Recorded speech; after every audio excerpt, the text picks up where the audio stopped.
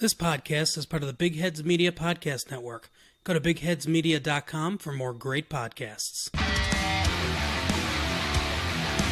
You're plugged in for the Podcast Wrestling Society, where you can get dynamic weekly pro wrestling and MMA-related content.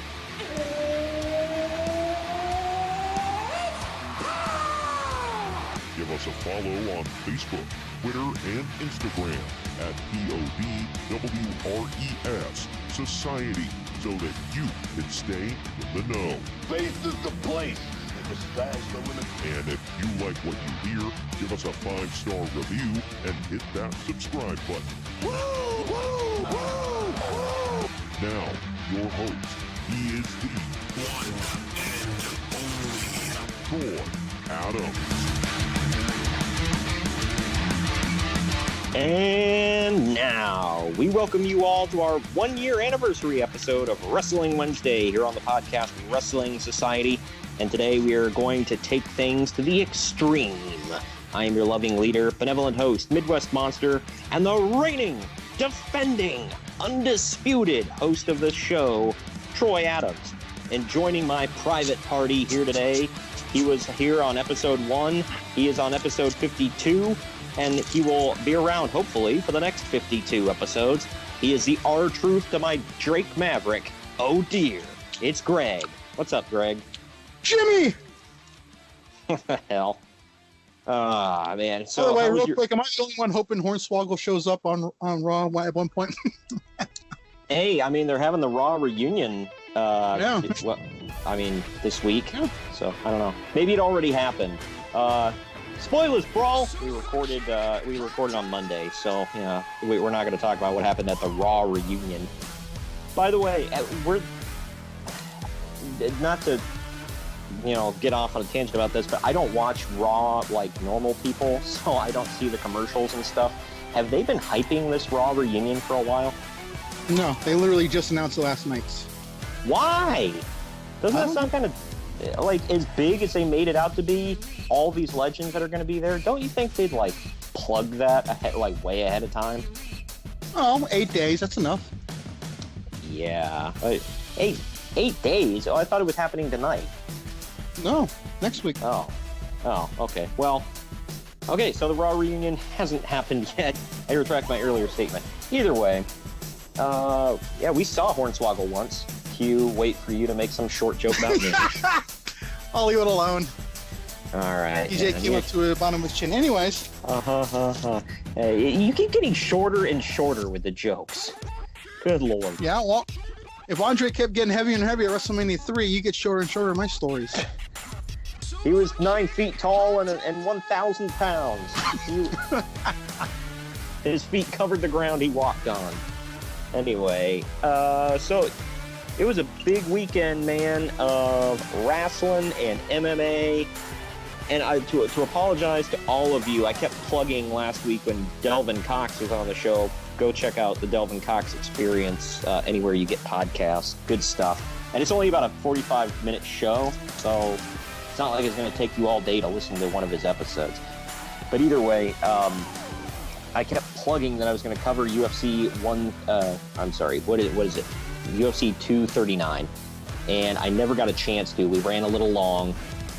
So I figured I'd wait for you, the UFC guy, to be on the show so we could actually talk a little MMA.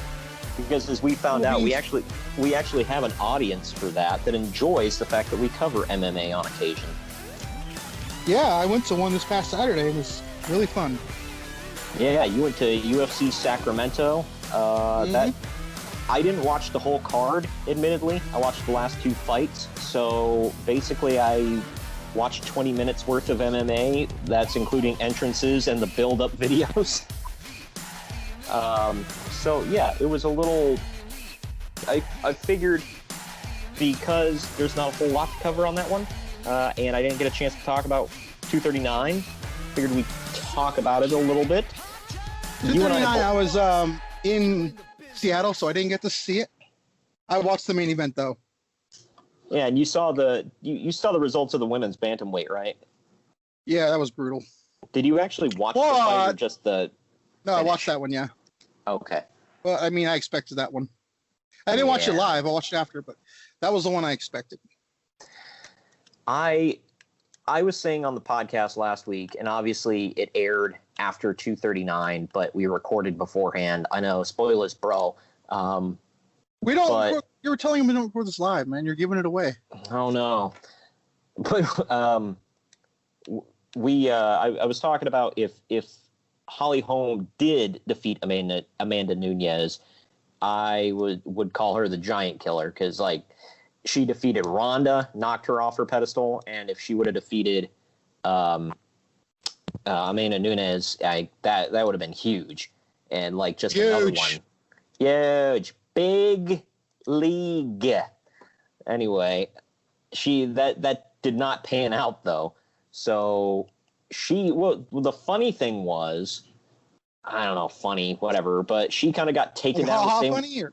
And like, what am I, a clown to you? Anyway, she got taken down the same way she took down Ronda Rousey with a freaking kick to the face. Well, Amanda said that was her goal the whole time, was to do that. Because that's what Holly's known for, because she's a kickboxer. Right. Well, congrats, I guess, because she kicked her in the flipping face and then jumped on her and started wailing on her. So she won via TKO in 4 minutes, 10 seconds into the first round. Crazy. And what's sad, if you go look at everything, there's no one left for that woman to fight. She's beaten them all. She's cleared out the division. They not only beat them all, she's like knocked them all out. So yeah, and she's beaten them all in convincing fashion. And the thing is, they even brought in women like Cyborg for her to face that weren't even like, hanging around a whole lot, and she still beat them. Yep. She's the best in the world. I think she may be the best that ever lived. Yeah, and she's beaten them all. I mean, you can't argue it. Yeah. I don't care what people say. You can say whatever you want, but that woman's knocked them all out. So, yeah. And the thing is, she's like, I don't know. There's nobody else that I can think of that. She's taken out Ronda, right? She beat Ronda, right? Yeah. Knocked her out in under a minute. Yeah, and Cyborg and Holly Holm. Under a minute. Took her a little while with Holm. Yeah, it's I don't know, man. Who is there a next contender? Not off the top of my head. I mean, I guess Juliana Pena, who just returned, but she just had her return fight, so I don't know that would make sense. I guess that woman who won when I went, Jermaine Randemain, although I don't think she won that fight convincingly. We'll talk about that after, but it was a whole rule stoppage. But yeah, I don't know. Yeah, it was I don't want to say it was a good fight because it didn't last very long, but it was a fight. Yeah, best in the world. I mean, there's really nobody else.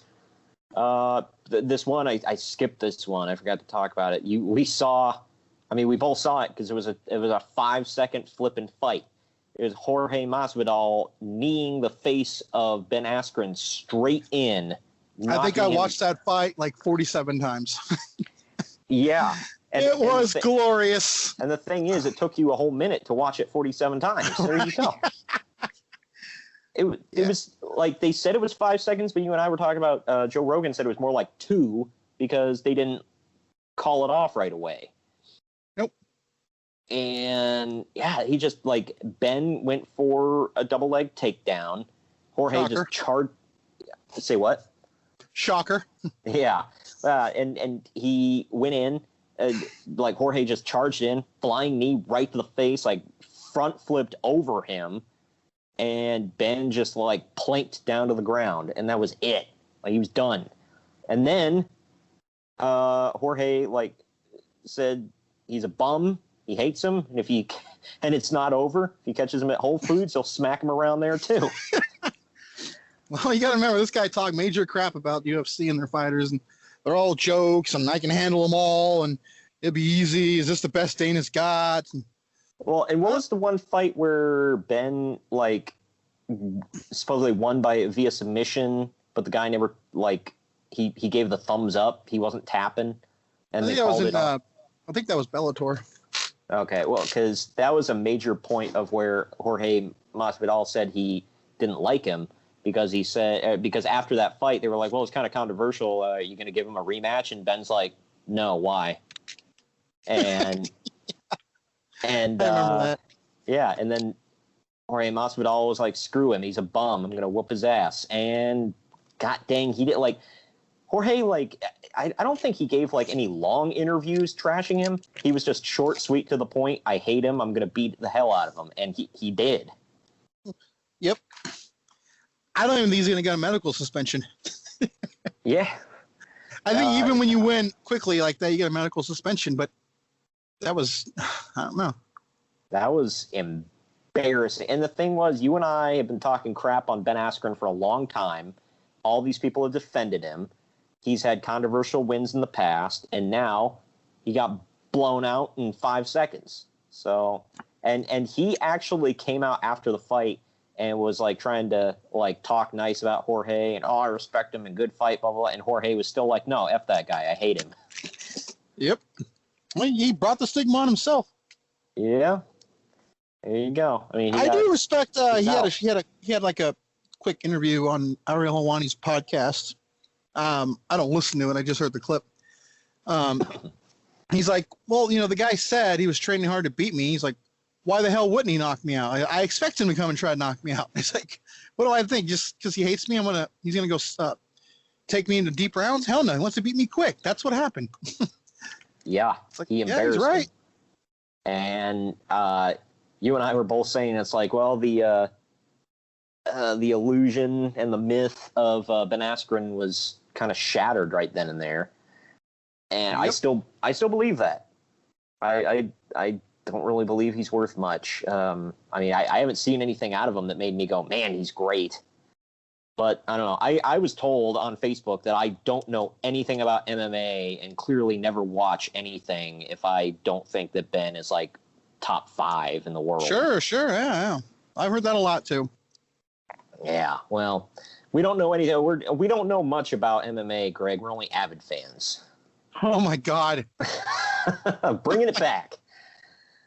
But yeah, so I'm sure you can find that fight if you guys really want to see murder live. And go check it out. That last fight, though, man, it was a split decision. John Jones defending the light heavyweight title against Thiago Santos.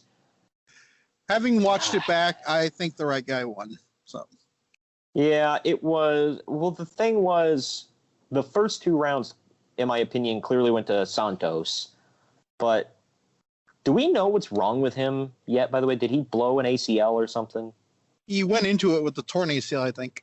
Okay, yeah, because you could see he was like favoring that leg hard. You could see like it looked like something popped in there at one point. So. Maybe he re-injured it. I don't know. But every time he would throw a kick and he would have to pivot on that leg, he would kind of buckle and stumble on it.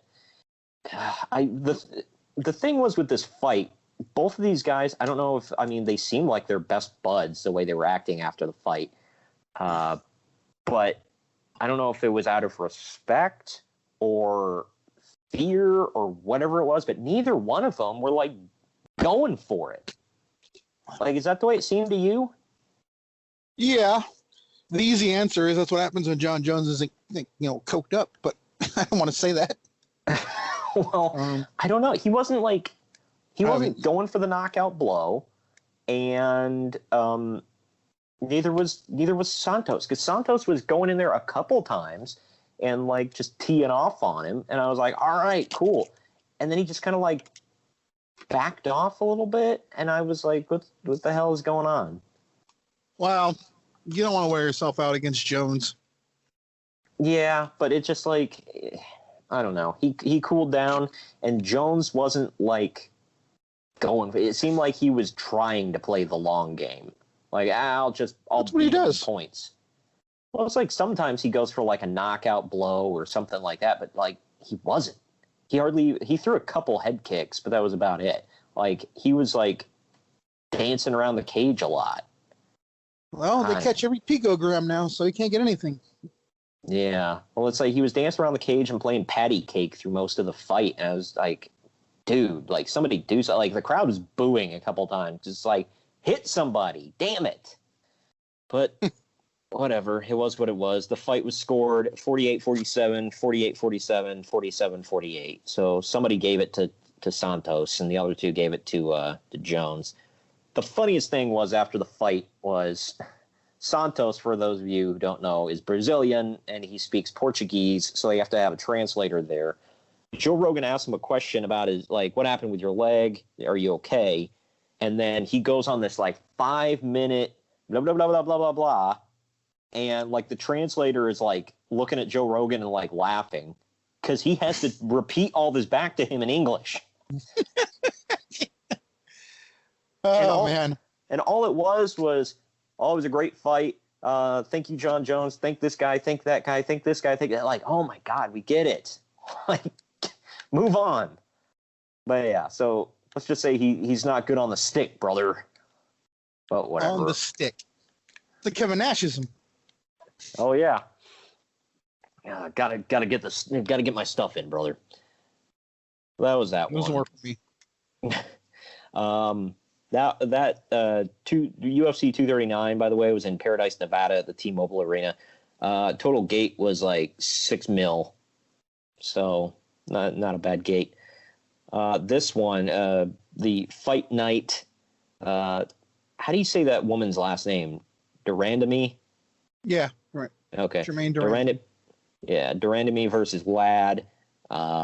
That was from the Golden One Center in Sacramento. The gate was 938,000, 10,000 people in attendance. I mean, I don't know the size of that arena. Is that a packed house? No, the entire upper deck, all around, was blocked off, but it was intentional. They weren't even selling those, so. Huh. Well, those were camera kills, Greg. I thought it was kind of weird, though, because, Faber's on the card, Sacramento. Yeah, you figured that would, people would be killing for them tickets. But, yeah, speaking of the California kid there, Uriah Faber versus Ricky Simone. I kept calling him Ricky Simon last week. I apologize for that. Beat him in 46 seconds with TKO through punches. That place went nuts, man. Sounded like it. Dude, I heard as soon as you heard California Love hit, the roof blew. Yep. I was like, huh, well, I didn't expect anything. If that didn't happen, I would have been like, what the hell's going on? Yeah, it was, man, that was a great night. There were some fights that were questionable, but, how I had fun. I'm looking through to see if there were any names that pop out at me. I see Juliana Pena won her fight against Nico Montano. Yeah, she hadn't fought in 3 years. She just had a kid. Ah, well, good for her, and good for him. But yeah, she won via She won via decision in 3 rounds, unanimous decision. But yeah, so are there any other fights that besides the main event that really? The touchy-feely fight was pretty good. Real name, by the way. Oh, good Lord. Andre Feely. He defeated... No, we just call him touchy-feely, all right? Please. Lord. Thank you. Real name, by the way. You're not making this up. Yeah, that's right up there with Uncle Creepy. Didn't he pass away, by the way? I don't think so. I thought there was somebody that passed away. Either way. Defeated, is it Shimon Moraes? Yeah. Okay. That was a good fight. Knockout, punch, apparently knocked him out through punches in 3 minutes and 7 seconds in the first round. So, cool. The rest of the fights were... Faber called out Henry Cejudo, though. Yes. That could be good. Here's exactly what happened, or what was said. Faber's exact words. It's funny. I think Henry Cejudo called me out a little bit ago And then I heard Dana said I was old. I know Dana White was old when he was 40, but I'm a young man. Dana was old when he was 28. Come on, Dana, look at me. Henry, I remember 10 years ago when you challenged me to a fight as a friendly gesture, and I'm down to get in there and mix it up. There's only one reason I do this, and it's to test myself against the best in the world. It's a hairy situation out there. I got to get in there now before it's too late. And Henry Cejudo replied on Twitter, said, "Careful what you wish for, my corn-rolled princess. You could be the next legend to bend the knee to Triple C." Wow. Yeah. So not exactly friendly words there from Henry Cejudo. Isn't he the best? I think one of the best in the world, though. Oh, he's got 2 titles and an Olympic gold medal. So there you go. Yeah. He's the champ. Henry 3 Gold is what they call him. Oh my gosh. Triple C, man. But yeah, that could be interesting. I mean, I'd like to see it. I'm thinking they're going to shoot for the Garden in November for it. That'd be awesome. That'd be a good place to do it. I mean, neither one of them would be on home turf there, right? I think it's perfect. Yeah, they're both from California, so yeah. Good stuff. We'll have to see where it goes. And it's kind of crappy that Dana White called Uriah Faber old. Like, what the hell, dude? Oh, it's not like Dana White's exactly a young boy. Dana White seriously has an issue with, like, verbally crapping on his talents or former talents. Like, dude. Interestingly enough, it all stops when, they draw some money. Oh, I know. Uriah Faber, right? He can draw a few dimes. Oh, man. It kicked 1 million people in the head, never drew a dime. Broke 1,000 faces, never drew a dime. But that last fight, though, man, this is why I said I watched the last 2 fights. Took me a total, like, a minute to watch them all.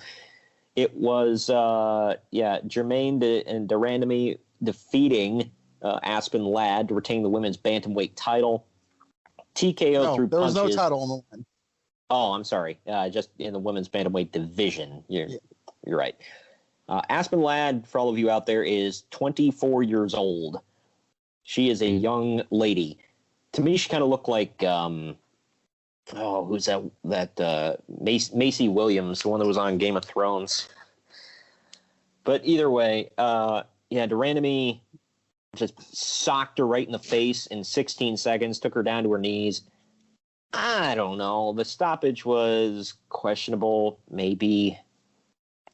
I mean, going back and watching it, she was on her face. I mean, I'm not excusing it. I think it was a horrible stoppage. But, like, my thought process is, if anyone watched the early weigh-ins, she was, like, struggling to make weight. Like, she was, like, it was horrible. So she looked sickly, like, hopping on, and she couldn't even do, her arm pose without, like, wincing. So I'm thinking Herb Dean saw that and probably was like, she can't take anymore. I'm not excusing the stoppage. I'm just trying to figure out why it happened. Yeah, I mean, you never know. Were you one of the people booing at the end? Kind of, but then me and Ramon knew it was the end of the show. Like, let's get the hell out of here and beat the traffic. So, dude, they booed the hell out of that. Like, they were trying to interview Durandamy at the end, and Joe Rogan's trying to get the crowd to shut up. They wouldn't. It was, and he interviewed Aspen Ladd, and she just said, crap happens, guys, whatever. So she was trying to get it. It was what it was, but I don't know. I gotta believe it's not going to hurt her stock. Yeah. Who's the women's? Is the women's bantamweight? Is that Nunez? Yep. Yeah. Okay. Yeah. So. And the featherweight. Neither one of them. Either one of them, I don't think are gonna, Well, if I remember right, she's already beaten Jermaine, I think. Oh, goody. We're getting like 2007, 2008 Anderson Silva territory. It's like, who wants to face her? Like, who wants to, lose quickly but make a payday? That's essentially what it's going to be. Yep. And she doesn't. I mean, I could be wrong, but I don't think she wins via submission. She usually knocks him out. Yeah. So. Which is funny because she's Brazilian and they're known for submissions. So. Yep. Go get a headache and make a quick buck. There you go. She doesn't, as they say in wrestling, she doesn't get paid by the hour. And she never does the job. Pin me, pay me. That'll be her opponents. But so up next for UFC is Dos Anjos versus Edwards. Yeah, that's gonna be a fun fight. Both of you is Rafael Dos Anjos and Leon Edwards. Rafael. It's Rafael Dos Anjos. Well, excuse the hell out of me. That's going on at the AT&T Center in San Antonio, Tejas. There you go. Yeah. So that the next pay-per-view is Frankie Edgar and Max Holloway. That's going to be It's either going to be a war or Frankie Edgar's going to go down in like 10 seconds. Well, Dos Anjos versus Edwards is July 20th. UFC 240, that's July 27th. Man, July is just stacked with UFC cards, man. But yeah. And then August for 241, I plan on being there. Well, just not to cut you off, the backup, or not the backup, the next two main event on Holloway versus Edgar is Cyborg versus Felicia Spencer. Could be Cyborg send off. We don't know yet. Have you seen much of Felicia Spencer? Yeah, she's used to be the Invicta champion. Oh, okay, so she's good, I assume. She's good, yeah, but it's Cyborg. Yeah, we'll have to see how that goes. That's taking place at Rogers Place in Edmonton, Alberta, Canada. So, and you said you're going to be at the next one. I plan on it. Yeah, it's Covington and Lawler. No, the next pay-per-view. It's Cormier and Stipe. Okay, yeah. And then Cormier. Finally, Nate Diaz is coming back. So. Yeah, this card that'll be August 17th. Daniel Cormier and Stipe Miocic close for the heavyweight title, and Anthony Pettis takes on Nate Diaz. Yoel Romero versus Paulo Costa. Good stuff, man. Looks like a good. That should be good card. Amazing card. Yep. That'll be at the Honda Center in Anaheim, California. So that, we'll have a lot of good stuff this month and next month to look forward to. But yeah, so you think anything else before we wrap up the MMA talk? There's a pretty big boxing fight on this weekend. Oh, who is it? It's Manny Pacquiao. Oh, wow. I don't know the guy he's fighting, honestly. I'm not a huge, but I'm told this guy is like the favorite, so it could be good. Let me see. Saturday, July 20th. Yeah, Manny Pacquiao, Keith Thurman. Keith Thurman, yeah, that's right. I don't know that guy. I apologize. I'm not a major boxing guy, but yeah. I'll have to ask Taryn Bland about that, who, by the way, he was supposed to be on today, but due to scheduling conflicts and because Greg had no scheduling conflicts, we made a last-minute switch out, brother. So, yeah, that I don't know what the I'm seeing odds here. I'm trying to find. I don't think it's huge. I think he's like a negative 100 or something like that, but it's in his favor. Breaking news. What is that? It was the website I logged on to. They want to tell me about Febreze. Breaking news. Febreze still smells good. Cool. Just nabbed us a free case of Febreze. Wow. Also, since we're talking about boxing real quick, I feel bad I don't know this guy. It says legendary boxer Pernell Whitaker dies at the age of 55 after being hit by a vehicle in Virginia. Yeah, that was terrible, man. Yeah, I don't. I don't know. It was a car? Is that what it was? Yeah, I guess he got hit by a car. Yeah, that's terrible. By the way, Thurman Pacquiao. I said it's 20-1. 20-1. Yeah, Damn. that's what I'm seeing. But not sure. Either way. But all right, well that's that for that. Anything else on the shoot sports, bro? No, we're done with the scripted stuff. Let's go to the real shoot one, pro wrestling. Wow. All right, well, we're going to take a quick break. When we come back, after telling you about some other great podcasts here on the Big Heads Media Network, we will talk about all the wrestling that took place this weekend. And definitely go to bigheadsmedia.com. Check out our show. It's under the sports and pro wrestling section. And check out the other cool podcasts there as well, including these ones we're going to tell you about right now. We'll be right back. I'm Kyle. This is Steven. Together we host a show called Boar Meets World. Tell them what we cover on Boy Meets World. Boy Meets World. But that's not all, is it? No. No, we cover life experiences. Ours. Oh, son of a. All right, just check out the show, please. We really need it. Okay, we need a win. Just check us out. We talk about the show Boy Meets World.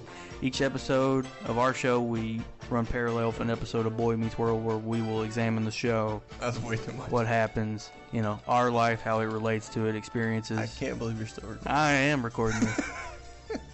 Check it out, guys. You'll get some hilarious stories from me and Steven from our childhood. You'll get a great... I lost it.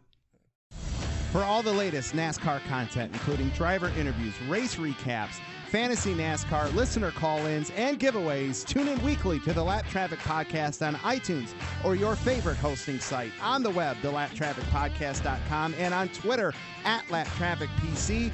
Don't get caught chasing the lucky dog. Tune in each and every week to the Lap Traffic Podcast. All right, we are back, and it's time to talk some pro wrestling. There was a lot of it over the weekend. Dude, I swear I think all I did, not that I'm complaining, but I think all I did this weekend was watch pro wrestling and MMA. Nerd! Yes, I am. But yeah, I was either on my phone or on my computer watching some kind of pro wrestling. But it was it was fun. There's a big variety. I'll ask you, what do you want to talk about first? You want to talk AEW or WWE? AEW, because I really can't contribute much to these, so. Okay. So I haven't you watched did it yet. I probably will watch it at some point. But. Okay. Keep in mind, I wasn't home all weekend. I was actually out at the UFC event, so I had no time to watch it. Right.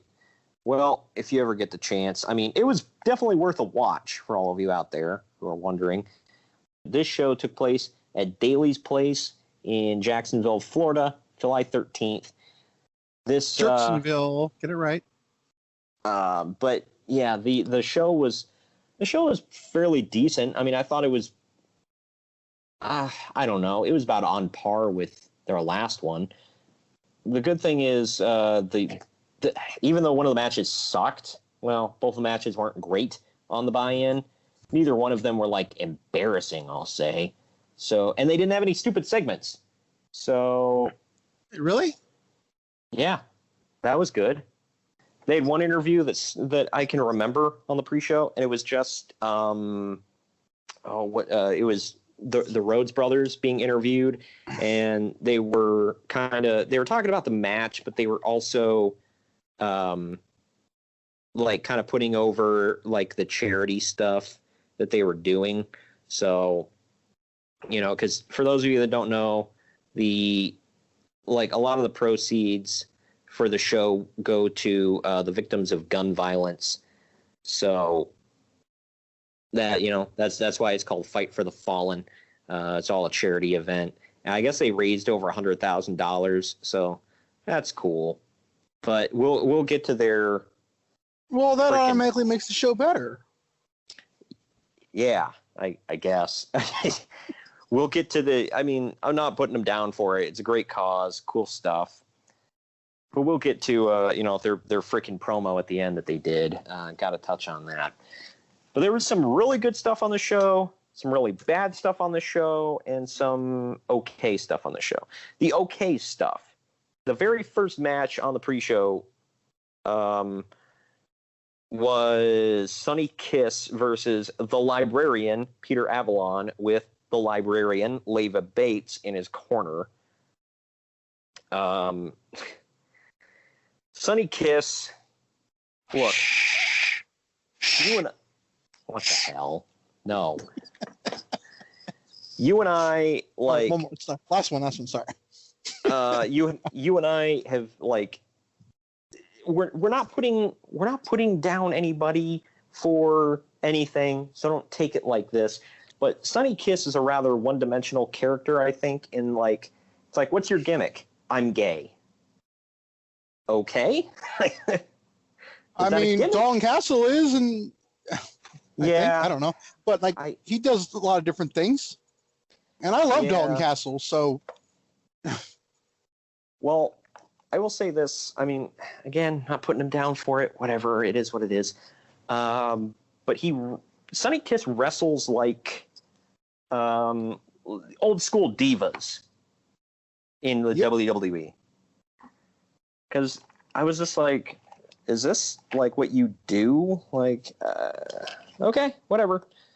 It is what it is. But he came out, his entrance was, he came out dancing with the Jacksonville Jaguar cheerleaders. Yeah. So, now, yay.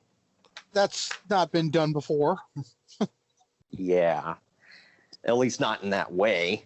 And he wrestled in a rolled up Jacksonville Jaguars jersey where, like, it was rolled up, like, you know, to make it look like a belly shirt. Yeah. The match was okay for an opening match. It wasn't bad. There was nothing that stuck out. It was there. And really, that's all I have to say. I'll say this. For who was in it, it was not embarrassing. And I'm talking about, you know, for who was in it, as in, like, that librarian gimmick is stupid. Understatement, but yeah. Yeah. Freaking... Can I just say this right out the bat, just to get it out of the way? Alex Marvez was back on commentary. Yeah. I'm sorry, real quick. I didn't see it, but you sent me the funniest thing ever, and I want you to repeat that when you get a chance. But yeah, go for it. I'm serious. When you sent that, I was like, I swear, like, even the first sentence, I'm like, I'm gonna kick him right in the face when I see him. He's not good. I'll just say that. He's not. He has nothing positive to contribute in any way, shape, or form. He's bad. He made a comment during this match saying that Bates and Avalon were down at the library that opened at like 10 a.m. this morning studying hard for this match. And Excalibur was like, I don't know what to do with that information. It was that freaking stupid. I'm like, what are you doing with your life, man? Like, just like, stop. But what are you talking about, man? Come on. Now I kind of have to. This is money. Yeah, sure. Since it says it's the library, it's government funded money. Come on. Yeah. When should I stop? So awful. Yeah, I just want to smack you now. I'm trying to. Okay, here's exactly what I sent you. I said Alex Marvez is like Mike Tenay, except dumb. Right there. Pause. Now I read that part. I'm like, what the hell? I really didn't read any more. I'm like, how? I'm like, did he like completely do a 180 since the last time I heard him? No, that's what I read. Okay, that's before I read anything else. And then I said, except dumb and not talented and more annoying and nothing like Mike Tenay. Yeah. I was like, okay, cool, we're back. You said, LMFAO, wow, that first part had me want to choke you, and then I finished the message. Oh, man. and my friend Santiago, like my buddy Santiago, like insulted and complimented JR both like within the span of like 5 minutes, because he was like, he sounds tired tonight, like he's not super impressed. I'm like, well, I mean, he just is what he is. I mean, he's not gonna like, it's not gonna be the JR of the 90s where it's Stone Cold, god dang it, you know, like we're not gonna get that. But he's not. He has been contributing some good stuff. I like his old school references that he's been trying to work in there. It's been good. He hasn't sucked, that's for damn sure. I think Excalibur is stepping it up. He messes up the names of moves sometimes, but I mean, that's forgivable. Here's the thing. I wouldn't crap on Michael Cole for that as much if he didn't do it constantly. But and I'll admit, Cole has gotten better about it. But do you remember back in the day, like he could never get anything right with the names of a move? Mm-hmm. Well, everything's the Michinoku driver. Yeah. Yeah, Sami Zayn would hit the blue thunder bomb, and he'd be like, Michinoku driver. But anyway, yeah, he's Alex Marvez sucks. But Santiago was like, it's embarrassing that he's allowed to sit there next to the great JR. And I'm like, right? Yeah. But this next match on the pre-show, that first one went 5 minutes, 10 seconds. This next one went 20 seconds short of 16 minutes. So it was a long match to begin with. And then how bad it was made it feel like it went on for eternity. It was Dr. Britt Baker, DMD, and Oh, Riho. well, that loosely. Yeah. You know, you say you're a doctor, but in reality, you're just a dentist. Oh, Sorry. my gosh. Are you Seriously, whoever gets that. Good grief. But someone's got to get it. Come on.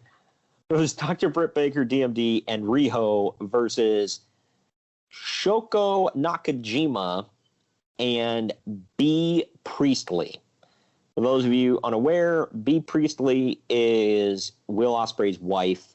She's like the Shimmer Worldwide Champion, and she's not bad at all.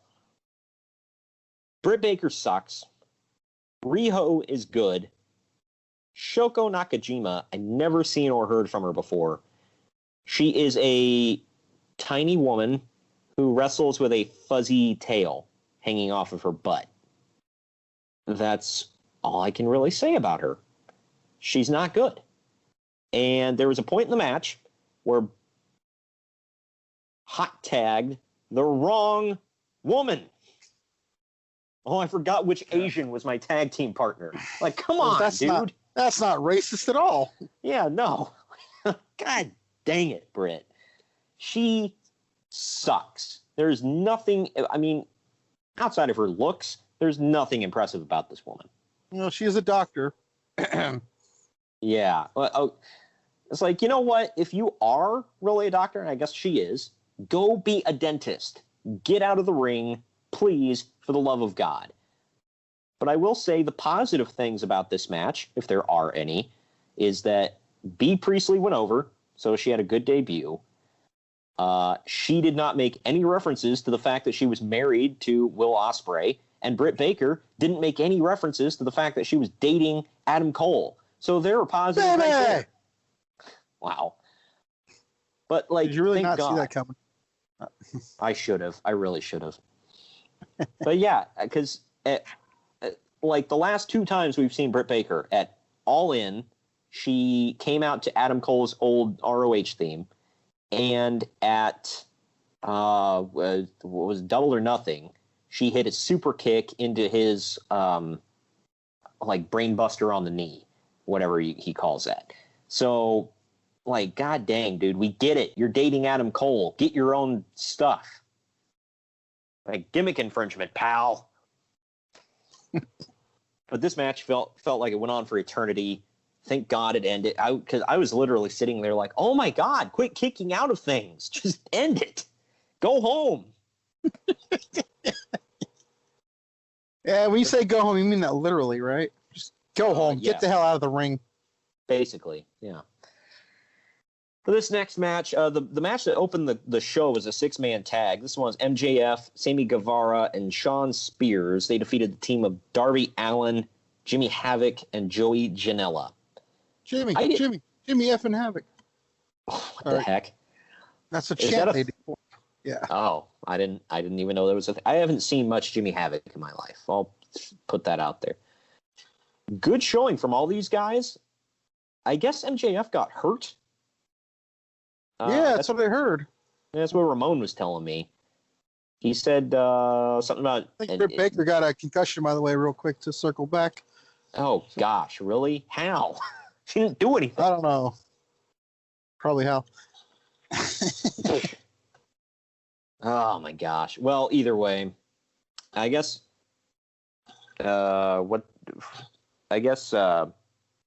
something about MJF's elbow got hurt. So, I don't know. That sucks, because I think he's one of their better guys. He is. He's one of their top dudes for sure.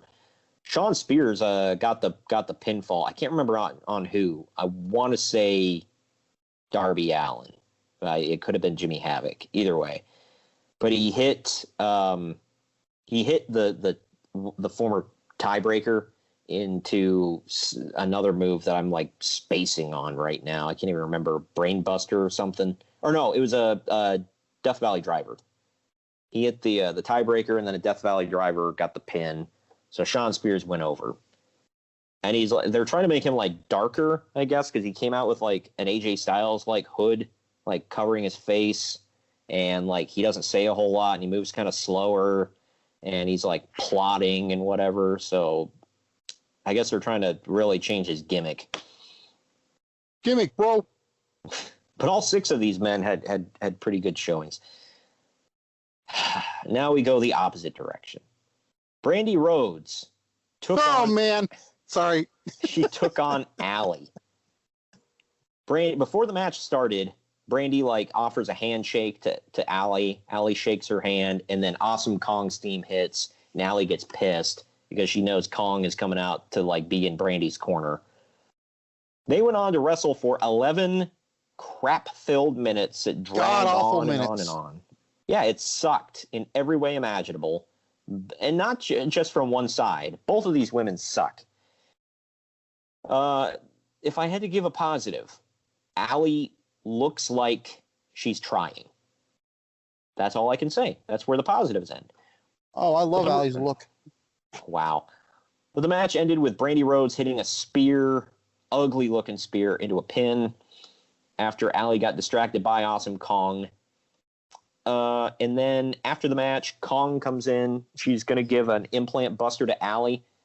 And then other music hits, and Aja Kong comes out and gets in Awesome Kong's face. They get separated, and Aja helps Allie to the back.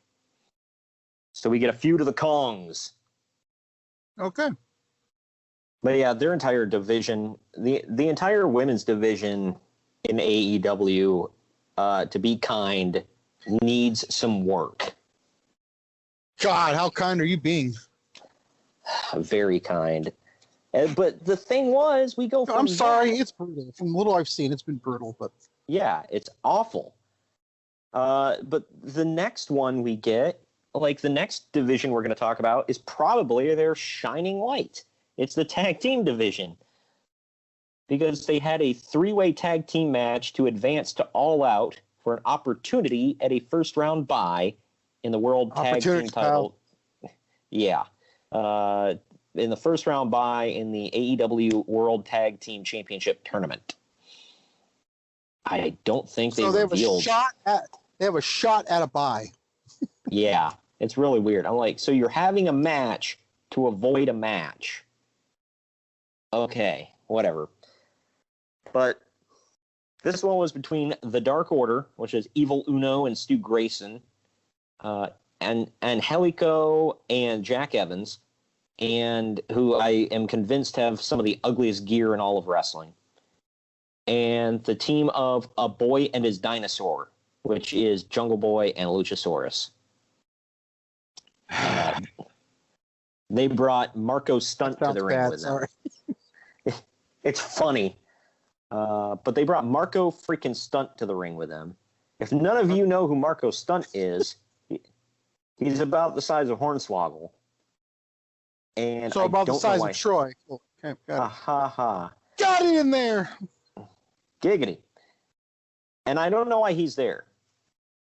Like, no.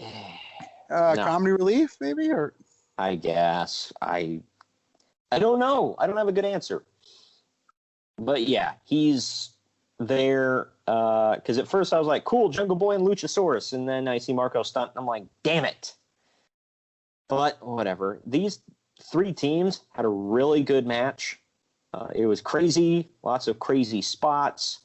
For some reason, Marco Stunt got involved, literally Hurricane Rana'd Jack Evans off the top rope right in front of the referee. And all the referee did was say, "Hey, you get out of here." Even the commentary team was like confused. They're like, "What's happening? Why is there no disqualification?" I guess you can't disqualify it. Like three-ways are usually no DQ. But I don't know. But I'll tell you this, man. I'm a Luchasaurus fan. He's really good. If you have a chance, definitely watch this match. It was like 15 minutes, 15 seconds. It was good stuff. The Dark Order ended up getting the win. Every time I see Evil Uno, the only thing I can think of is Jim Cornette saying he hates these guys. And when Evil Uno was walking around backstage maskless, he thought one of the marks had wandered backstage. He's just like a pasty, fat, hairy white guy. He needs some Jenny Craig. Not quite that big, but yeah, he's a big boy. This next one, Adam Page defeated Kip Sabian. Hey, oh, wrong one. Wow. Adam Page defeated Kip Sabian in 19 minutes. Really good match. Made Sabian look like he belonged there, which was cool. Page still looks like a star. The funniest part of this match was like some fat, sweaty mark, like when Kip Sabian was like against the barricade. Some fat, sweaty mark like got right in his face, pointed his finger at him, and is like screaming his head off at him for some reason. I don't know what he had against Sabian. Maybe he touched him inappropriately, but Sabian like leapt at him and like kissed him on the face, and the and the crowd popped. It was weird but funny. At the end of this match, after Page wins, Chris Jericho comes out dressed like one of the creepers from the Dark Order and beats. Just like a creeper. God. Wow, Uncle Creeper. But and he outdoes it. Yep. And he just beat the piss out of Adam Page, dude. Like, he laid them shots in because afterwards, Page's face was, like, all swelled up and he was, like, bleeding from his eyebrow. Like, Jericho beat him up. And then he hit him with the Code Breaker, took his mask off, and then hit him with the Judas Effect, which me and multiple people are convinced look weak as F. What do you think about his Judas Effect elbow? I think it's a good move mid-match, not anything big. Yeah, he's using it as like his finisher after the Code Breaker now. I think it's lame. But whatever. But yeah, then we get a tag match between the Lucha Brothers and Frankie Kazarian and Scorpio Sky of SoCal Uncensored. Christopher Daniels was at ringside. The Lucha Bros were Did he have an hella Appletini over. in his hand, or? No, he did not. But they were dressed in Jaguar colors, which I'm sure would have endeared them to you. I never really did anything enough. Well, they're dressed in Jaguar colors. They're from SoCal. Man, you must just be loving these guys. Well, I've already pissed off Kazarian like 3 times on Twitter talking down about the Angels. And so, yeah. Oh, man. So you got him and Uncle Dave after your ass? Oh, better watch out. You've got one more chance, Greg. I do. I'm saving it too, but I do have one chance left. Oh man! But anyway, One more chance to piss next to me at a Sharks game. good lord, he peed next to you, or you peed next to him. One of it, either way. Wouldn't be a show without it. Hell yeah! The Lucha Bros are incredibly over. Not that SoCal Uncensored wasn't, but man. But yeah, Lucha Bros win, and this was the match. I loved it, but it was high spots galore, and JR was like passive aggressively like crapping on it by saying like, "God dang, how many DDTs can you give a person?" And he's like, "Something's got to give here. How many times can you drop a dude on his head before he gets pinned?" And I'm like, "Well, damn, JR, way to crap on the product."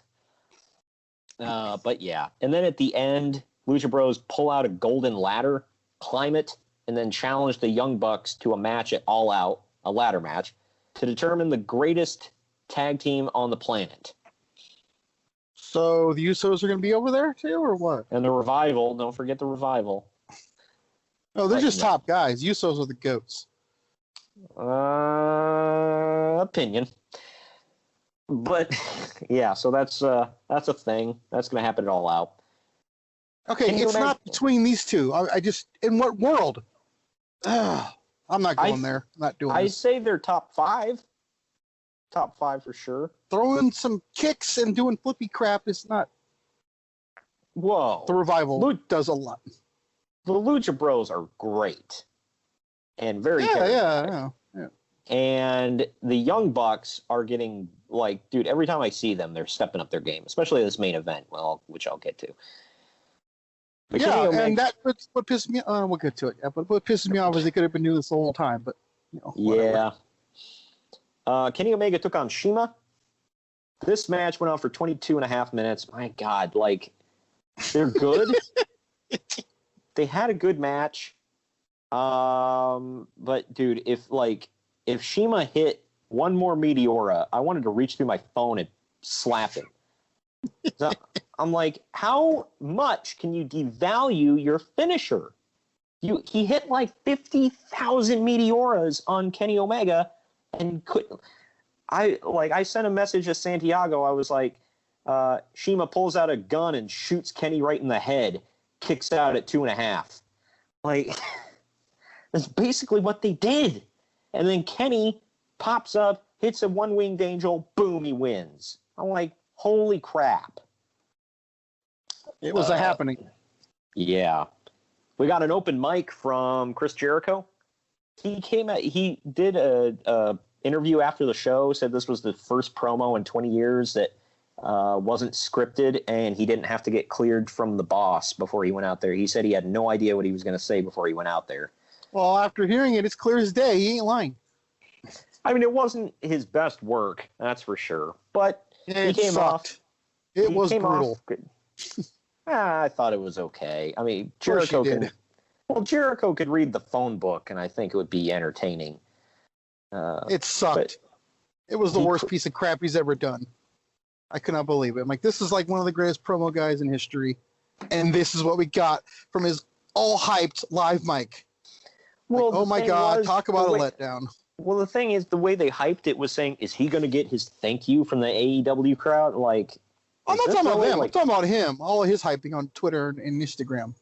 Like, he hyped it up like it was going to be the greatest thing he's ever done in his life. Yeah, I don't know.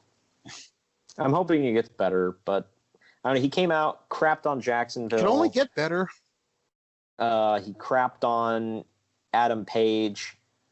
He kind of put over that he has to beat him to cement his legacy and all this other stuff he should be putting over. And then Adam Page jumped him from behind, and they got into a scuffle. A couple geeks from the back came out, separated them, and that was that.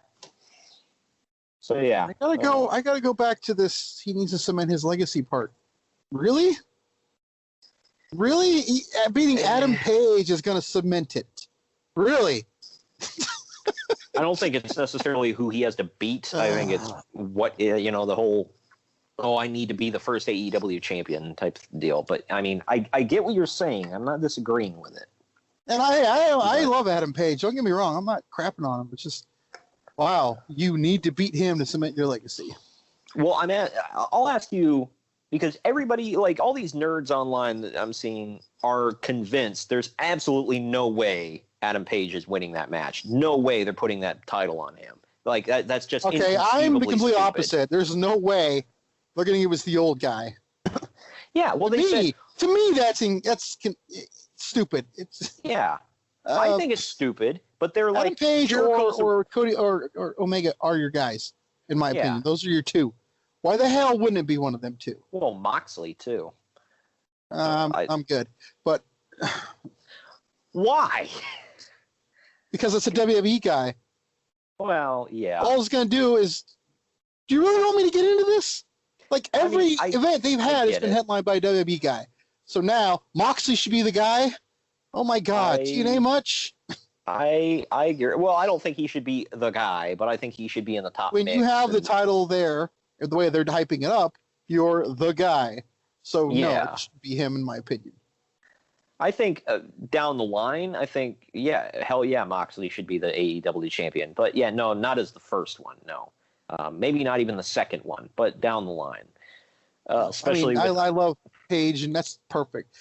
When even more I think about it, it's even more perfect than Omega, because Omega would have been the easy choice. So this is probably better. This is probably way better. So. Well, the way they're saying, they're like, well, Jericho is the most recognizable guy they have on the roster, and they're going to TNT in the fall, so he has to win the title. Like, that's just, why would you put it on some no-name that, nobody knows or cares about, like Adam Page? Good God, what does that sound like to you?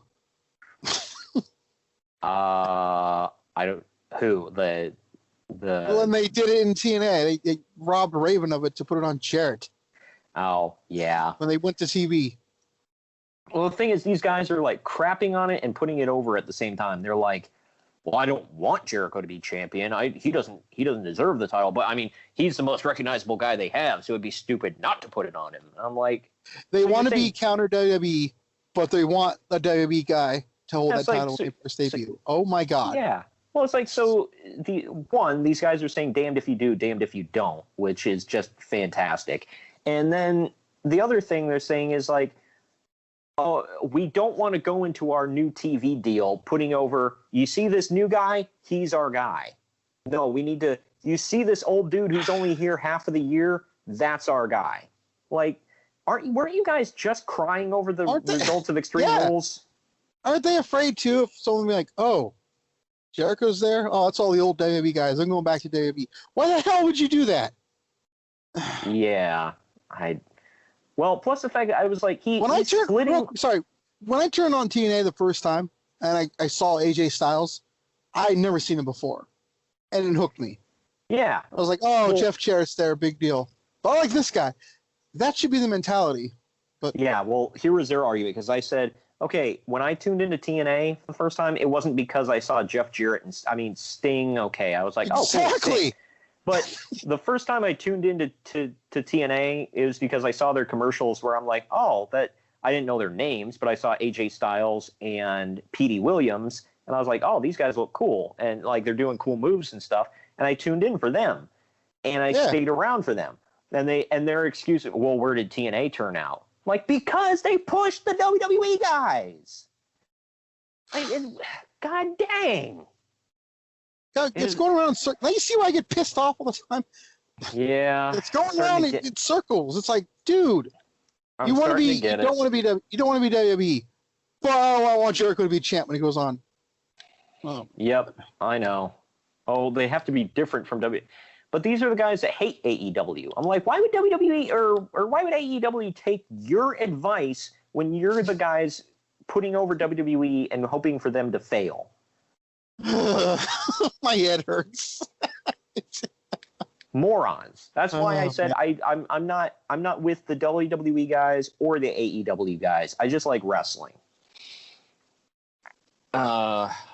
But yeah, finally this main event, it was the Young Bucks defeating the Brotherhood of Cody Rhodes and Dustin Rhodes. Real quick, I saw this match. It was 31 and a half minutes. What did you think of it? I thought half of it was great. I thought it started out slow, but got yeah. better. I thought I don't know. I was really like enthralled because they were pushing even though they were friends, like they were pushing like, and Work, bro. I don't know, I thought it was well done and well paced. It went on forever and a day, I'll say that. Matt Jackson was pushing, like, it was really selling the shoulder, which was cool. I don't know. And I didn't think they did too much. Like, there are some matches I see where I'm like, God dang, is there any other move you can hit them with? But after that no-sell fest between Omega and Shima, I thought this was pretty good. But yeah, it was pretty good. Did you see the like their time management skills still suck in this company? Oh, and Cody Rhodes defended it forever. Yeah, well, because at the end of this match, Cody the Young Bucks grab the mics and they're like putting over Cody and Dustin and cutting this promo, and then some music hits like they're at the Oscars and they're telling them get off the stage, and they turn to the stage and they're like no. And they come out and they're presenting a check for the charity. And they've got, Kenny Omega coming out in his gym shorts and looking like he's about to grill some mean steak for us. What the hell? But they kept... What the hell? What? That's what he looked like. Well, actually, knowing Kenny Omega... Well, knowing Kenny Omega, he'd probably be grilling a mean veggie burger for him. Right, yeah. Yeah, but, I mean, I don't know if he's vegetarian. I'm just making fun. But either way, they come out and... Insert Canadian joke here. Got it. Well, yeah. Hold on. Pause for editing, and... Cool. What the hell? We're not going to add it in post. Anyway, everybody that touched the mic after this said something along the lines of, I don't know if we're still on the air. I don't know if this will make air. I think we're off the air. Something to that effect. But Cody gets the mic and they like put over, we raised this much money for victims of gun violence, blah, blah, blah, and the crowd blows. And Cody says, you can't counter program this. And he's like putting over all the good stuff they're doing. He's like referring to the fact that they had Evolve's 10th anniversary on the WWE Network at the same time. So they're still crying about it. Yay. Word. Can I just say real quick the logic here? You can't counter program. It's kind of happening as you.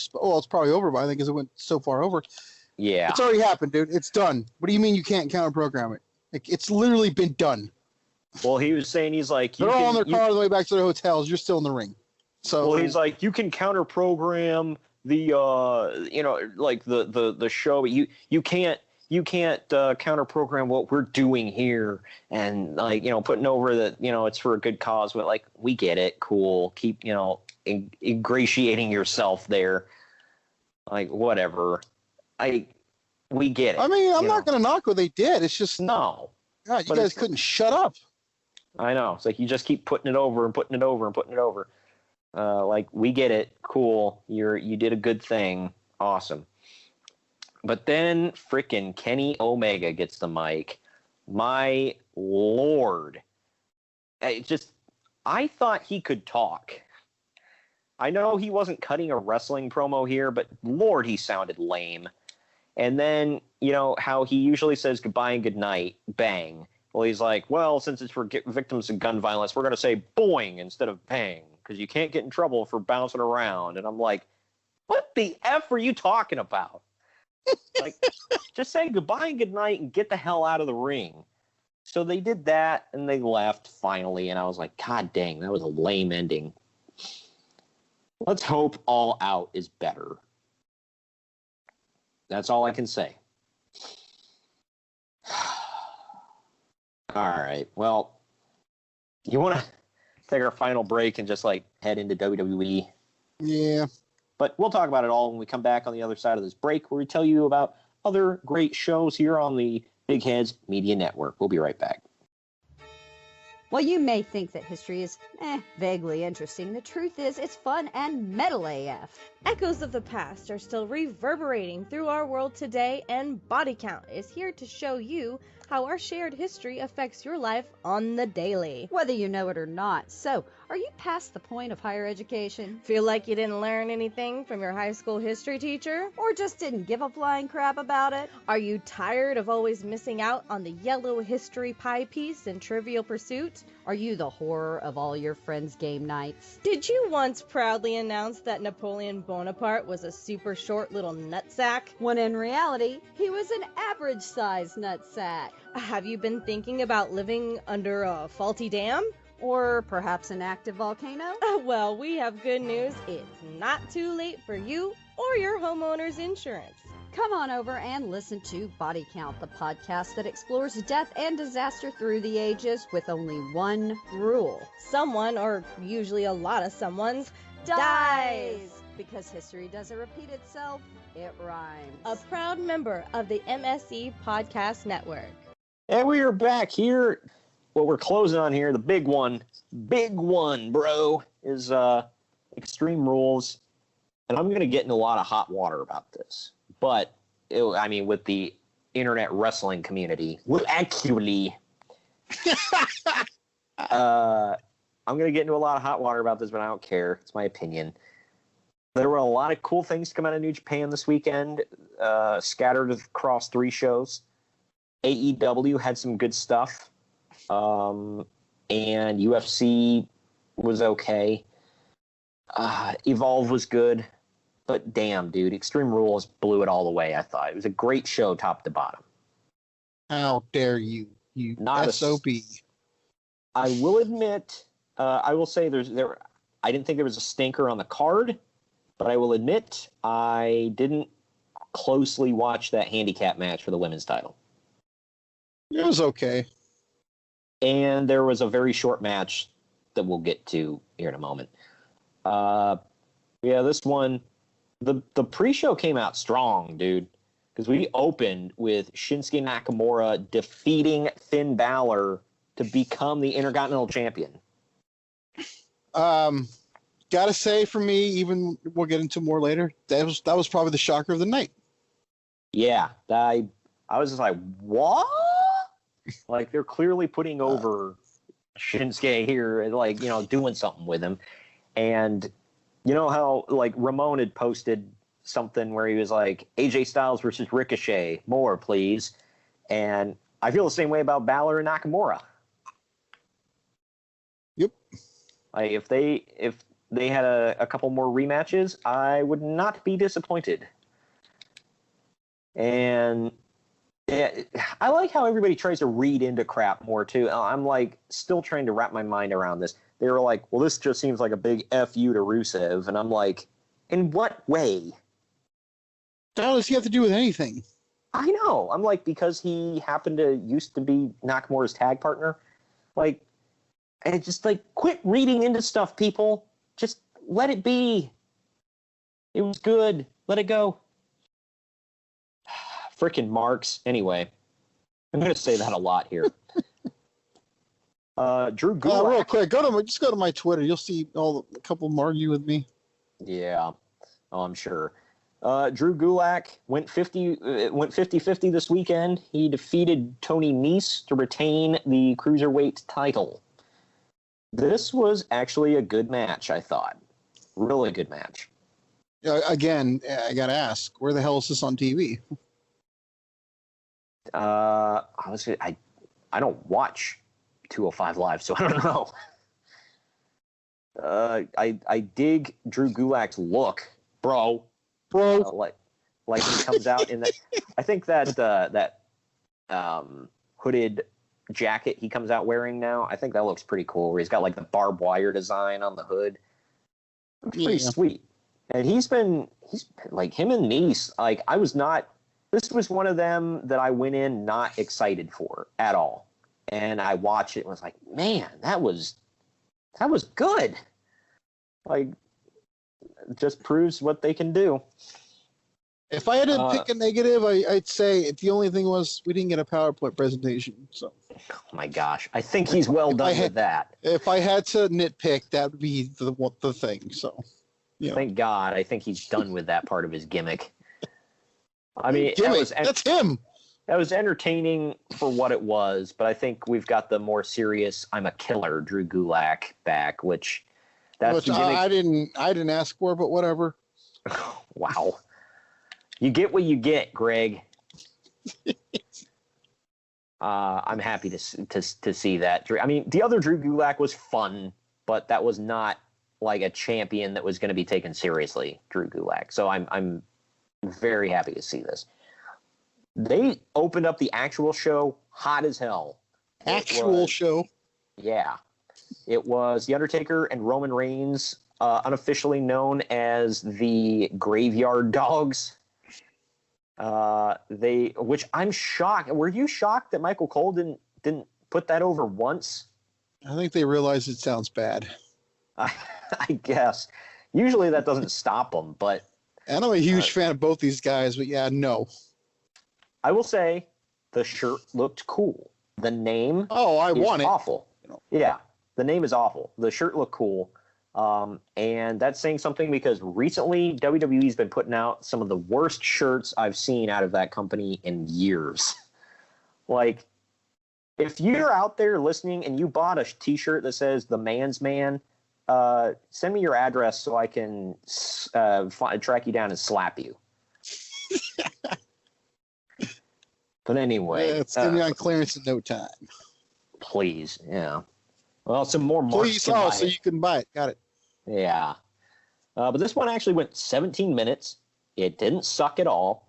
There were no draggy points, I thought. The Undertaker looked good in a tag match because he could stay on the apron and rest throughout half the match. Well, I told Ramon when we were watching it, hey, this is going to be easy for Undertaker. He's got 2.5 guys to help him. So. Wow. It was, it was a real good match. I thought they brought it, and Undertaker and Roman Reigns went over. Good stuff. What are you thinking? Because the rumor is Undertaker's hanging around for a while, and he's going to be at SummerSlam. Yeah, I think he's going to face McIntyre. Yeah, him versus McIntyre at SummerSlam, SummerSlam. That would be the pretty cool. Wow. But yeah, I think Drew could. I hate saying this about the Undertaker, but I think Drew could drag the Undertaker to a good match at this age. I mean, hell, Undertaker could just sell on the mat for a while. The next one was the two teams that you and I always argue about who the best in the world is. The Revival defending the Raw tag titles against the Usos, 12.5 minutes, and the Revival went over with a Shatter Machine. They did some cool surprise one, by the way. Yeah, they did some awesome old school tag team wrestling in this match. Like, this was a fantastic match. The Revival proved why they're probably the best heel team in the business. The Usos proved that they're still amazing. I got to hit on two things in commentary here. So, at one point someone thought they weren't amazing, or what? Well, no, I'm just saying, like, they always bring it home. They've been down since day one-ish. Yeah, ish. I got to hit on two things from commentary here that really stood out to me. Sorry. The Revival. What did Cole say now? Oh, God. Oh, no, it wasn't him, actually. The first one, okay. The Revival hit the Decapitator for like a cutoff move, and Corey Graves said, "Shades of the old Hart Foundation." Oh, yes, I remember that. And then he comes back later and he's like, "Actually, that was Axe and Smash, not Brett or the Hitman and the Anvil." I'm like, God dang it, Corey! What the hell? It's the one I rely on to not want to slit my own throat listening to. Right. If my first thought, and I know I just said to quit reading into stuff, but my first thought, because of that lawsuit and Demolition being, kind of persona non grata, was they're trying to bury Demolition and be like, they didn't exist. F them. Like, this is a heart foundation now. But then he corrected it, and I was like, that wouldn't be a I was false wrong. thought. Yeah. I mean, I didn't think I was reading too far into it to say that, but either way. And the other thing was Renee Young sitting there complaining about, the Revival just flaunting all this money, talking about how rich they are, and, how dare they? And then Corey turns around and is like, you don't say anything about the Usos who've got a new pair of J's on their feet every week. Well, yeah, but that's been their thing forever. It's like, wait, so because they've had a lot of money for a long time, and they flaunt it, it's better than somebody who just got a lot of money and flaunts it? Like, what the hell is wrong? That was bad. Speaking of bad, I just got to. Did you listen to that promo, that backstage interview with the Man and the Man? Yeah. That was cringe worthy. I was like, who scripted this? That's another one. Please send me your address so I can come slap the hell out of you. Because that was bad. I know Becky can talk better than that. Seth, it's up in the air. But he can at least do better than that. That was just corny crap. Hey, he did that laugh you love so much. Oh my gosh. Like, Becky, my favorite line of the whole thing was Becky said, they should make a statue of Lacey Evans so they can be covered in pigeon crap. And I'm like, what? What are you talking about? I'm thinking they're going to touch on the Rocky statue or something. They're going to mention it, but I know. No. How did they not? She calls herself Becky Balboa. Whatever. It's that so part didn't even dumb. cross my mind, actually, but yeah. And they were posting pictures online of them posing with Dolph Lundgren, and the caption said, "If he dies, he dies." So they're obviously huge Rocky marks, and nothing. Whatever. I guess that was too easy. I guess I'll admit the person whose statue she said there was one of. I don't know who that was. Who did she say? I don't even remember. That's like it left my mind as soon as she said it. So I'm like, who? But anyway. Oh, that person. Yeah. Yeah. This next one, it's not because of the talent level of the guys, but I didn't expect them to go this hard. Aleister Black took on Cesaro just 15 seconds shy of 10 minutes. These two beat the piss out of each other, and it was fabulous. It was a shoot, bro. It was not quite a cold match, but close to it. Like, there wasn't much buildup, just a whole, I knocked on your door, now we're going to fight this Sunday, which was what it was. But we got this match out of it, so it was fine. This was great. Am I wrong? Not at all. These two. It was one of my favorite matches until, we'll come to it. Yeah, well, these two could have went 20 minutes, and I would have been fine with it. This next match, 10.5 minutes. It was the handicap match. Alexa Bliss and Nikki Cross versus Bayley, the SmackDown Women's title. Spoiler, no Sasha return. No. I thought for sure was going to happen. I thought something was going to happen at the end, but they're keeping the Nikki and Alexa thing going. Bayley beat Nikki. Yeah, that's great. Bayley beat Nikki with the Bayley to belly. And then, I'll say this. Bayley had her working shoes on in this match. The other two were fine, but damn, Bayley was, really getting it in this one. Good stuff, 10.5 minutes. Braun Strowman and Bobby Lashley, last man standing, 17.5 minutes. These two big hosses just beat the holy hell out of each other throughout the entire arena. And then they battle. I just gotta say, I love this match. This was another one I went into going, this again, I don't care. And then it turned out to be really good. And I was like, awesome. It exceeded expectations. The match ends with they get up on in the crowd on a platform, and he power slams Bobby off the platform through a thing. And then when the ref is up to 8, like Braun like bursts through a wall like he's the Shockmaster, but he doesn't fall. No, it was the Kool-Aid Man. Yeah. Oh yeah. Go look up the meme. It's everywhere. Oh my gosh, I got to now. How has nobody made a Shockmaster meme? Because they're just thinking of this. They're slacking. But yeah, so Braun bursts through, looks like a freaking monster, and he wins. Good stuff. I was a little upset. Braun looked really, really strong. Right? Oh, yeah. I'm a little upset because I like Bobby Lashley, but I'm hoping I'm still holding out hope that his time is yet to come. But we'll see. Kofi Kingston's proof that, it's not a black thing anymore, so. Yes, as long as you can get over, pal. But we had a triple threat tag team match for the SmackDown tag titles next, 14 minutes. The New Day defeated Daniel Bryan and Rowan and Heavy Machinery. I thought this was a really good match. Another one I didn't expect to like. I mean, I knew I was going to watch it. It was a sleeper. I really loving the match. Yeah, it was really good. All three teams had a good showing. I'm going to say this. It was, and I love the match. It was probably one of the weaker matches of the night. And it was good. So, yeah.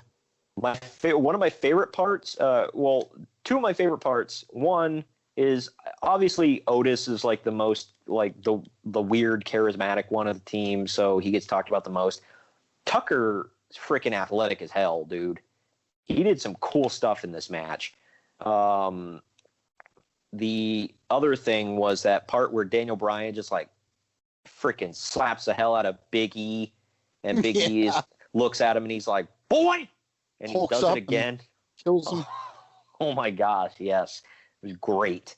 But yeah, so New Day, spoiler for future match, but the New Day hold all the titles. You son of a... There you go. Good stuff. Other good stuff. Real quick, I gotta say, Otis is a lot better than I give him credit for. Yeah, dude, he's a hawk. To say, but he's kind of grown on me a little bit. Still not like, it's these guys, but yeah, I'm gonna have to lower my crapping because he's getting good. He is. I like him and Tucker. He makes me laugh. Just because like he'll do a move and he'll be like, "Eh." It's so weird. Kentucky. Oh my gosh, is he from Kentucky? I don't know. Now I gotta look Caterpillar, it up. though, when you look at how I call it stupid, and I'm not backtracking on that, but he does it very well for a guy his size. Yeah. No, it's like he's from Wisconsin, by the way, which odd. Not what I would have guessed at all. Cheese, please. Good Lord. But yeah, the next match, it was AJ Styles versus Ricochet for the U.S. title. The Good Brothers get in the ring and beat the tar out of Ricochet before the bell. Then they finally go. They have a good match. Went for 16 and a half minutes, which after that first attack, I did not expect that. But AJ wins. That one, I was like, wow. He hit a Styles Clash off the second rope. Wow. Okay. So, AJ Styles, the new U.S. champ. What is this, 3 times? Yes. No. Yeah, 3. Yeah. So, good stuff, man. Hey, I'm always down for... I mean, this isn't the end of Ricochet and Styles, so we'll see it again eventually. Yeah. 27 days? Probably. This next one, I think this was just a go home Ziggler, we're done with you kind of deal. It was Kevin Owens versus Dolph Ziggler. They're jaw-jacking to start the match. Owens hits a stunner. 17 seconds, he beats him. And then he gets the mic, and he calls out Shane McMahon. I was torn on this. You don't like to see Dolph get buried? No, but I love Kevin Owens, so What do I say? I'm like, someone give me words. I think they're putting over Owens as like a killer. They want to, push him as a top baby face to the top of the card. So, I mean, cool. From what I'm reading in the dirt sheets, Good God. You know what I mean. It's a force of habit. From what I'm reading on the dirt sheets, and yes, I said dirt sheets, they want to make him a stone cold like baby face, which seems to be the way they're going, especially if he's calling out Shane McMahon. I wouldn't have a problem with that. I love it all. Give me more. So does this mean that Jim Cornette's going to take more credit for what Kevin Owens does? No, he hates Kevin Owens. Yeah, but he takes credit for it because and this is laughable to think about. He said, well, the only reason he's doing good in WWE now is because he clearly took the advice that I gave him in Ring of Honor. Well then, yes. Thank you, it's like, Jim really? Cornette. Yeah, it's like, really? Because he hasn't shaved, he hasn't lost weight, he's still pasty white, and he doesn't really wear wrestling gear. So what exactly was the advice you gave him that he's, quote, taking? Grow his beard thicker? I don't... Yeah. The thicker the beard, the more over he is, damn it. He's over. Came out of a bearded box. Oh, that reminds me. That's why Braun's over now. He came out of a box. Hell yeah. Burst through a box, he's instantly over. And he's over. He's especially over because he burst into the box and then out of said box. So good lord, right? So he's double over. Well, This next one was a lot shorter than I thought it was going to be. That seems to be the story of a lot of Samoa Joe matches, unfortunately. But I'm so torn. I never thought I'd go, damn, Kofi won. But he did. Kofi Kingston won. But, dude. I think what I told you was it was over when I started getting really into it. Well, what got me was Joe beat his ass. Like he owed him money through this whole match. And then Kofi wins. Like, am I right? Yep. It's just Joe beat his ass. And then Kofi gets the win. So, I mean, they made Joe look strong, and then they beat him. Make him look really strong. Wow. So, and by the way, Heyman came out earlier in the night and said, Brock will cash in tonight, and we'll be leaving with one of the titles. It's going to happen. And then he said, am I telling the truth, or am I Paul Heyman? And then he leaves. It's like, wow, even you know what people say about you. Cool. Oh, it's kind of hard to ignore the marks. Yeah. But yeah, so that was that. And then we get to the actual main event of the evening. We get Seth Rollins and Becky Lynch versus Baron Corbin and Lacey Evans. This was a one I had no interest in seeing whatsoever. If Baron and Lacey lost, they cannot challenge for the titles again, which I was like, please let them lose. But if they win, they get both belts. Championships, pal, damn it. And it was Extreme Rules. Look, I'm going to positives first. I'll go negatives first, and then I'll go positives, because I don't want to end on a negative note here. Negatives. The rules didn't make sense at all, because it's an Extreme Rules match. So, in theory, there are no rules. But they established there are rules. Men can only hit men, women can only hit women. And whatever. That's the rule. And you have to tag in and out. But it kind of broke down into a four-way brawl at the end. And then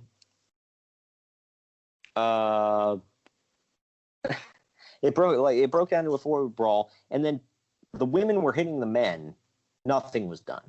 And it's like, okay, whatever, fair play. And then, in the shock of the night for me and many people, Baron Corbin hits freaking End of Days on Becky freaking Lynch. Is it weird that I kind of popped for that? I did too. I went, what? And then didn't the crowd lose their freaking mind? Yep. Yeah. I was like, dude, if you want to get the Philly crowd to cheer for Baron Corbin or cheer for anything he does, boom. And then yeah, salt women. Good Lord. But I was like, holy crap. I mean, turnabout's fair play because the women were hitting the men. I guess. I don't know. It's weird. But, I mean, people have been shouting for intergender matches for a while. So, I mean, you can't have it both ways. They just headlined their big show. Yeah, I know, which was weird. But whatever, it is what it is. But, yeah, and after he hit that end of days on Becky, didn't he, like, I couldn't hear exactly what he said, but it looked like he pointed at Seth and was like, you're next, or something like that. I thought he honestly said, you might listen to this, I thought he said, you're shit. That's what I thought. I thought he said that's your, yeah, that's what I thought he said. I wouldn't have put it past him. But, yeah, I don't know. So, yeah, that happened, and then Seth went absolutely bonkers, beat the crap out of Baron, hit him with like 3 curb stomps. Lacey ran away in fear, like Seth was going to do it to her. Like, come on. Well, I mean, I'm not encouraging it, but turnabout's fair play. Yeah, I guess. We also didn't mention... Not encouraging that. People know that, please. Yeah. We also forgot to put over the fact that Lacey had Seth's name on her butt. Yeah. And, of course, Right Machine Rick Rude got a mention. Yeah. Like, that was something. I don't know. It was a weird thing where it's like, now Becky's getting jealous? I don't know. I swear to God, they like that brutal every time promo. I mean, every time they call Seth the man's man, it's just like a little bit more of me dies inside. Like a little part of Seth might die too, to be fair. So yeah, it's just I'm hoping this is over, and I'm glad. Please quit pairing these two up, please. But I'll get to this next part. This went on for a long time. It was just shy of 20 minutes, but it was actually really good. Like it was way, way, way better than I thought it was going to be. Way better than it deserved to be. I also need to point out your theory about the Philly crowd hijacking the match. Didn't happen. I know. I think they had a really good match. That was a really good call, but it just didn't happen. Yeah. I think the two things that played into that, and I'm not making excuses, the two things that played into that was the whole show was good, so it's not like they had a crap card leading up to this. So they had stuff to cheer for. And then they got to this, and they had a good match. I think if they had a boring, blah, mixed tag, like the Extreme Rules thing was a great call because it worked. And like both of them, Lacey and Baron got kendo sticks at one point, just beat the tar out of Seth. That was cool. Like, it was fun to watch. Yeah, it was something. But then at the end, we get. I'll tell my theories here in a minute, but Brock Lesnar comes out, he cashes in. I was listening to Brian Alvarez. He had a good done in his opinion. I want to hit you now. We're just talking more. Well, I thought this was a good idea, what they could have done, because Seth had to save Becky at the end. Becky should have come in, low-blowed Brock, and when Brock's distracted, Seth attacks him, curb stomps him, and then leaves. So both of them kind of save each other, you know? And Seth gets to leave with the title, and Philly's like, yes, Brock didn't win it. But that didn't happen. Brock came in, hit an F5. He leaves Philadelphia the new Universal Champion. So there's that. What is that? The more things change, the more they stay the same. How the old saying goes. God dang. At least Kofi is the WWE champion. That's all I can say.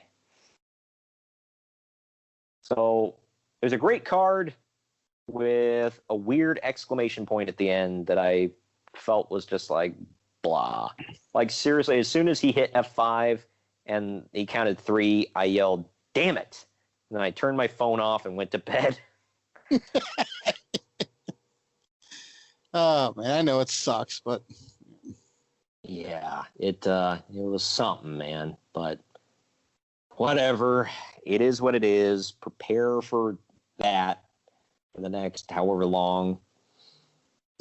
I'm wondering, where this is going to go.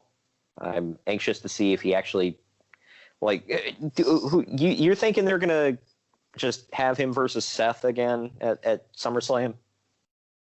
Well, I mean, we're recording early, obviously, so we'll know tonight. They're having a battle royal, 10 men from both brands. So, Well, yay. Yeah, we'll see. My theory was Braun. We'll see if I'm right, if you're right. Neither one of us are right. Ramon had laid out like an entire fantasy booked SummerSlam card for me last night. I'll give him this. They're usually pretty good when he does that. I gotta see if I still... he said Rollins versus Brock, Owens versus Shane, Taker versus McIntyre, Kofi versus Roman, and he made it known he wasn't super happy about that prediction. Sasha versus Becky. I hope. Oh, sorry. Sure. Sasha versus Becky. Charlotte versus Bayley. That one, I guess. I think it's Bayley and Sasha. Yeah. Perhaps. Yeah. I think that would make more sense. But we've never really seen Sasha and Becky like on this level. Nikki and Alexa versus the Iconics. The Revival versus the Viking. The Viking Raiders. I almost called them the Nikki and Viking Alexa. Experience. No, it's going to be the Asuka and Kairi Sane. It's already basically set. Yeah, and I hate saying this freaking name, but the Kabuki effing Warriors. I hope they win because, honestly, what have the Iconics done since winning those titles? Yeah, nothing. Yeah, so they're kind of burying them already. And I thought they'd have a good run, but it was just like it went over like a wet fart. Wow. What the hell? But he thinks it's going to be like a multi-team match here. The Revival versus Viking Experience, or dang it, Viking Raiders, because he called them the Viking whatevers, versus the Usos versus Hawkins and Ryder. Then he said New Day versus Bryan and Rowan. Shinsuke versus Finn. He said some cruiserweight crap. And then AJ versus Ricochet in a gimmick match. Some cruiserweight crap. Hey, the cruiserweights have been good lately, damn it. I'm going to say that now. I'm hoping it's Buddy Murphy, but, whatever. It's not like we've seen him since, he quote-unquote got called up or over to SmackDown. I don't know. It's weird, but I just we'll wait and see. Real quick before we end this on the whole Brock thing, I think it's amazing how many people just flat out cried and this legit ruined their life. I'm sorry. You need to seriously reevaluate your life if this is ruining your life. I was upset. I was fairly upset, but I'm not gonna punch a wall, cuss up a storm, scream into a pillow. I'll be upset and I will, go to work tomorrow and I will be, perfectly fine. I don't know. Yeah. I'm not being unreasonably angry about it. I am just upset. I can't even say I'm angry. I'm just upset. But there are two extremes here. There's the ones that the whole show sucks. They ruined it. And it's like, the whole show was really good, but, you know, whatever. You do you, bro. But then there was some guy that said, thank God Brock came out. He saved the whole show. And I went, I saw that. Yeah. What? Yeah. And I replied and was like, how the hell did he save it? And he said, well, it was a show called Extreme Rules. That wasn't extreme at all. And I was like, there was a last man standing match where they beat the crap out of each other through the whole arena. There was an Extreme Rules match where they used kendo sticks, tables, and chairs. And a no holds barred match where they used weapons. What do you want? And he's like, no, AEW is really extreme. I'm like, oh, F off. Extreme. Just F off. Like, what do you expect? It's like they're not going to have a ton of blood, light tubes, syringes, and knives and crap. It's not CZW, and that's not what WWE does. Like, you know what you're getting when you go in. That's as extreme as they can go. Deal with it. Just sit there and cry about it isn't like, or, you know, having your expectations met when those are your expectations, you're an idiot. Yeah, right. Oh, man. But anyway, I know we went a little long today. I apologize, but this was episode 52. We are 1 year old. I figured we had a lot to cover today. It's a big weekend. Big league. Hell yeah. So I assume you're going to be recording with me next week again, right, Greg? That's the plan.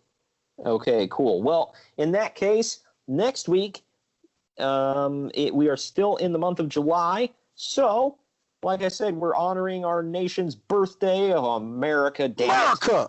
Hell yeah. As American as mullets and pickup trucks. What the hell? What? Yeah. Don't you remember when the Cowboys rode their Ford F-150s into battle years ago? What? Come on, man. Do I? Their mullets blowing in the wind. Like, dang.